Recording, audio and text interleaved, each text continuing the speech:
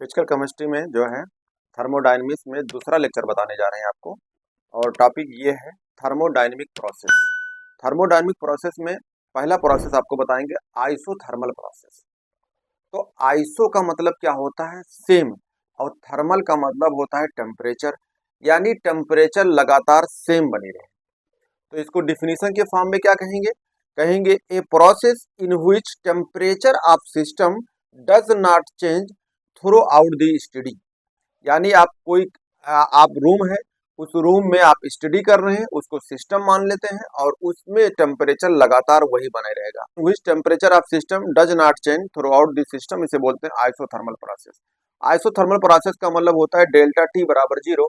इसका मतलब है अगर टेम्परेचर डिफरेंस कहेंगे तो T2 माइनस T1 कर सकते हैं।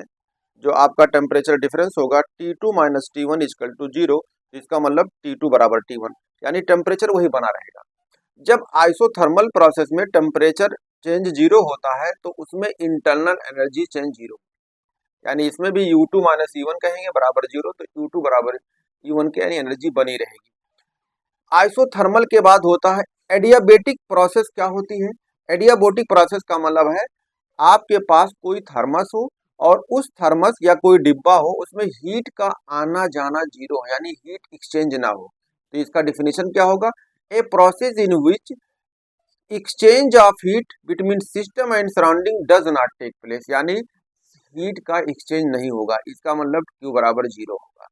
तो आप देखेंगे आइसोलेटेड सिस्टम में भी एडियाबेटिक वर्ड यूज किया था, Q बराबर जीरो है। अगला प्रोसेस है साइक्लिक प्रोसेस।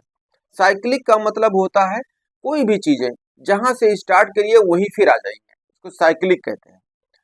तो इसका डिफिनीशन क्या होगा? A process in which initial state of system is regain, यानी आप दोबारा बार बार रिगेन करिए उसी इनिशियल पॉइंट को आफ्टर सीरीज या ऑपरेशन, यानी कहीं भी आप काम कर रहे हैं तो वो बार बार आएगा। तो ये कहा गया कि साइक्लिक प्रोसेस में डेल्टा U बराबर जीरो होती है, यानी चेंज इन एनर्जी जीरो होती है और डेल्टा H इंथैल्पी भी जीरो होती है। आइसोबेरिक प्रोसेस क्या होता है? आइसोबेरिक, तो देखो इसको याद करने का तरीका, हिंदी में कहते हैं दाब, दाब कहते हैं दाब, दाब पराग मंत्रा दाब, दाब को इंग्लिश में बोलते हैं pressure.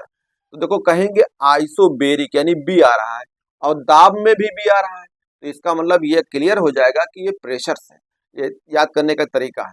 A process in which pressure of the system remain constant. देखो pressure of the system remain constant, यानी डेल्टा P बराबर जीरो होगा, यानी P2 माइनस P1 बराबर जीरो, तो कहेंगे P2 बराबर P1, प्रेशर वही बना रहेगा।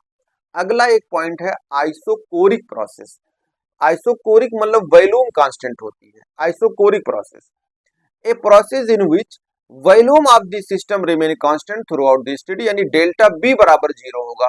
अगर आप डेल्टा B बराबर जीरो है तो कहेंगे B2 minus B1 equal to zero, तो B2 बराबर B1 के हो जाएगा, यानी वॉल्यूम कांस्टेंट होगी। यही क्वेश्चन सेम क्वेश्चन नीट 2024 में आया था मैचिंग में, आप इनको दिखा सकते हैं। ये देखो मैचिंग में दिया है, इधर प्रोसेस लिखा, इधर कंडीशन, ये लिखा आइसोथर्मल प्रोसेस। अभी मैंने पढ़ाया कि टेम्परेचर कांस्टेंट होना चाहिए, तो इसमें आप देख सकते हैं, देखो ये लिखा है, दूसरे में लिखा है कैरीड आउट कांस्टेंट टेम्परेचर, इसका आंसर ये हो जाएगा।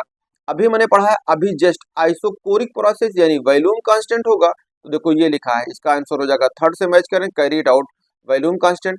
आइसोबेरिक प्रोसेस अभी मैंने बताया प्रेशर कांस्टेंट होगा, तो आप ये देखो ये चौथे से मैच करेगा, carried out the pressure. Adiabatic process है, ये देखो मैच करेगा नो हीट ऑफ एक्सचेंज। तो आप इन सिस्टम को बराबर करके हम मैचिंग कर सकते हैं।